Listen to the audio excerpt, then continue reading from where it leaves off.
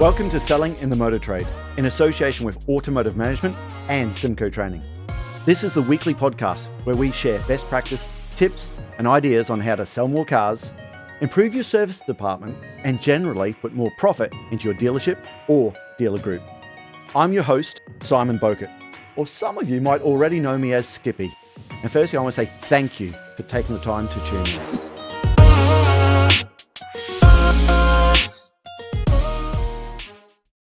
Hi and welcome back. Today we're going to be talking about the psychology in the sales process, or the psychobabble if you will.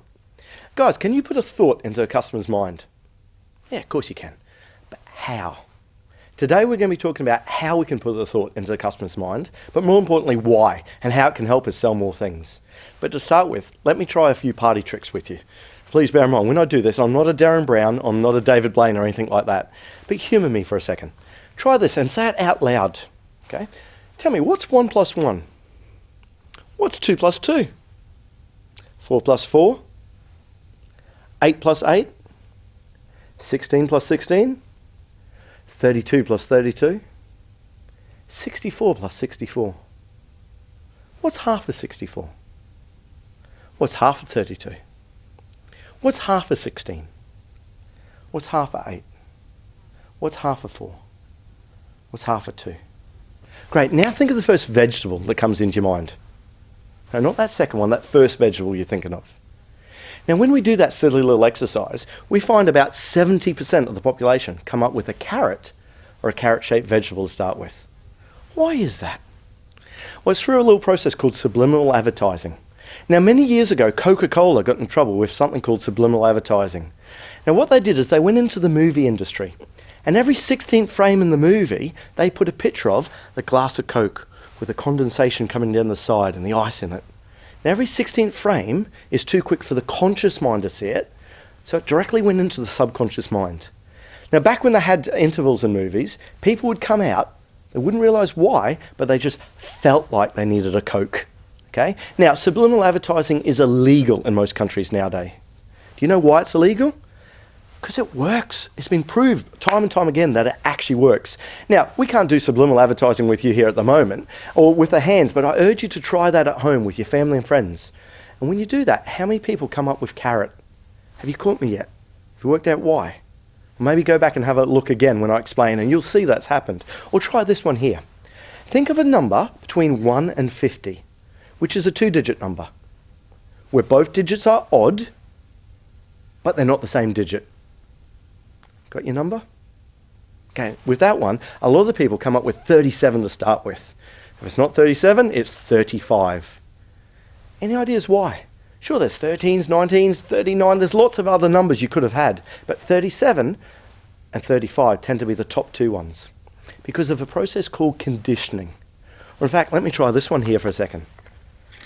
Now, we get this wrong lots, okay, but let's just see if it works for you. It won't always. But what I'm going to do is I'm going to flick through these cards, and I want you to identify one of the cards that you can see there.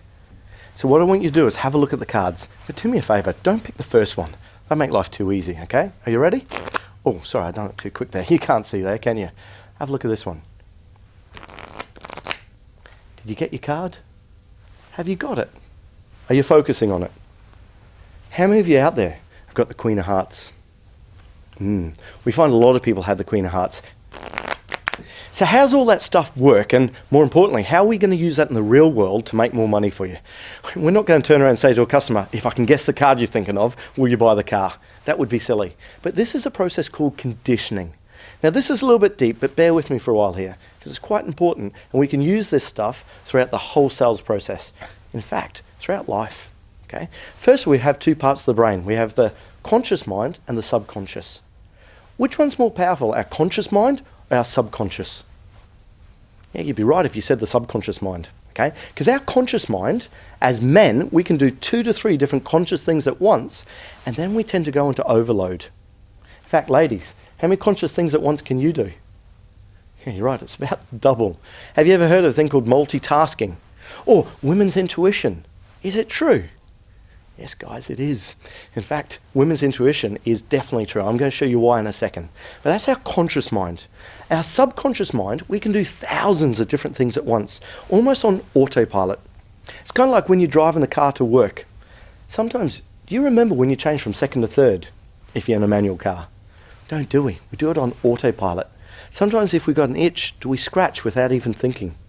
We do, don't we? Or have you ever been driving home from work and on a motorway and think, what junction am I at? Have I passed junction 16 or not? I can't remember. Who's driving your car now? The conscious mind or the subconscious? Yes, the subconscious. You see, our subconscious mind does lots and lots of things on autopilot. In fact, some of you guys out there now are actually selling cars on autopilot. Hand on your heart. If I ask you how you sold the last car, some of you will be sitting there thinking, I'm not really sure. I've just done it on autopilot for the last 20 years. So what we need to do is we need to work out how to influence not just the conscious mind, but also the subconscious. Because you think of those silly things there, okay? 37, 35, the carrot, the silly card. Was I putting that into your conscious mind or the subconscious? Of course, it's the subconscious. So we need to work out how to influence the subconscious mind. And that's really simple because anything we do subconsciously had to go through our conscious mind to start with. And what I'm going to do now is take you through the 4 stages in learning anything. And the reason why I'm going to take you through the learning process is simply because you're learning things at the moment. So that makes sense, doesn't it? But also, the learning process is exactly the same as the buying process. Because right now, I'm just selling you ideas. Sometimes I make a sale, you take the idea and you go and use it. Sometimes I was a salesman and you don't. So the learning process and the selling process is very similar. But what I want you to do is have a look at the conscious and the subconscious mind up here, slightly different. I want you to look at your conscious mind as your logical mind, okay? And your subconscious mind as your emotional gut feel. And let me ask you, why do people buy cars? Do they buy cars for an emotional reason or a logical reason? Yeah, of course, it might be both, but actually it's the emotions a lot stronger. Because you think about it, if we all bought cars just for a logical reason, we'd all be driving 10-year-old Skodas. Okay, all we need to do is get from A to B. No, it's the emotion. What we want is the latest, the greatest, that new plate. We want that air conditioning, the leather interior, the satellite navigation, the gadgets. That's all an emotional decision. Okay, so you've got the logical mind and the subconscious. But everything we do on the emotional subconscious had to go through our conscious mind to start with. Let me try and prove that to you. Stage 1 is we are unconsciously incompetent at something. And what I mean by that is we don't know that we don't know something. Let's imagine we're flying a 747. There would be some systems, processes and controls on that plane that you and I wouldn't know how to work or use. But because we don't know what they are, we don't know that we don't know how to do it. So we're unconsciously incompetent. The next stage is we start becoming consciously incompetent. Think about the first time you learnt to drive a car. You jumped in the car, there's 3 pedals, only 2 feet. Whose idea was this? We know that we can't drive the car. We're consciously incompetent at it. But then very quickly, as we're learning to drive a car, we start becoming consciously competent. Think back to when you were learning. We jumped in the car. We spent 3 or 4 minutes adjusting the seat, back and forth until it was just right. All the seat belts all had to be adjusted. The steering wheel had to be adjusted. All the mirrors were just right. The radio had to be off, didn't it? Okay? Because we're concentrating on driving the car. Firstly, you're gripping that steering wheel because you don't want it to go anywhere. That's one thing. Secondly, we're trying to keep it in between these 2 lines. That's 2 things. Next thing, they say, look in the rear vision mirror every 10 seconds or so. So we're almost counting down, aren't we? 7, 8, 9, 10, look. And we're so focused on this. And then we say, what speed do I change from second to third? And the instructor says, oh no, when it feels right. No, tell me the speed. Well, 30 kilometers an hour. So now we're focused on changing at 30 kilometers an hour. Not 31, not 29. We're focusing on 30. Then gentlemen, we've gone into overload. We don't hear what the instructor's saying anymore. So we're driving along, concentrating on these things. And then they're saying, okay, there's some traffic lights coming up, changing it at 30. Okay, traffic lights now turned red, changing it at 30. Looking up here. Okay, now there's a car stopped at the traffic lights, changing it at 30.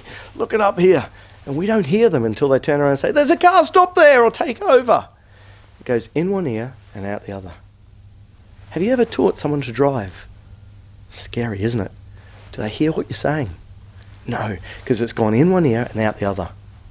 Then we get to the stage where you are now, where you are unconsciously competent. You don't think your last 5 miles home of your journey, do you? You're doing it on autopilot. If I said to you on your way to work, that last traffic light, was it red or green? You sometimes wonder, was it? You look in your rear vision mirror to see if someone's followed you through. Yeah, we do. Who's driving the car? You're unconsciously competent. Okay? They're the different stages. So everything that we put into your unconscious mind had to go through your conscious mind in those stages. Everything we do. Now, even if you get things like, if I pick this up and say, what is it? It's a pen. I don't have to think how to say pen. But when I was a young boy, maybe, 18 months, 2 years old, I would have been learning how to say pen. I don't have to worry about how to say that now. I don't have to worry about how to pick this up. I all do that subconsciously. When we're processing information, we tilt our heads to the side sometimes. Are you doing that now? Yeah, some of us are, aren't we? We do that not consciously thinking, I'm processing information, let's tilt my head to the side. We do it without thinking, okay? That's the difference between the conscious mind and the subconscious mind. That's the first part you need to understand, the differences between the two. In the next segment, we're going to talk more about how to influence that subconscious mind and also how we can use that in the real world. But that about does it for now, and I'll see you then. That just leaves me to say that all details of this episode and other episodes on the selling in the motor trade can be found on our website, symcotraining.co.uk. Go there to get a copy of our book, Words That Sell Cars. Go there to sign up to a free trial of our Sales Fitness online sales training program. Easiest way to get hold of me is Simon Bowkett through LinkedIn.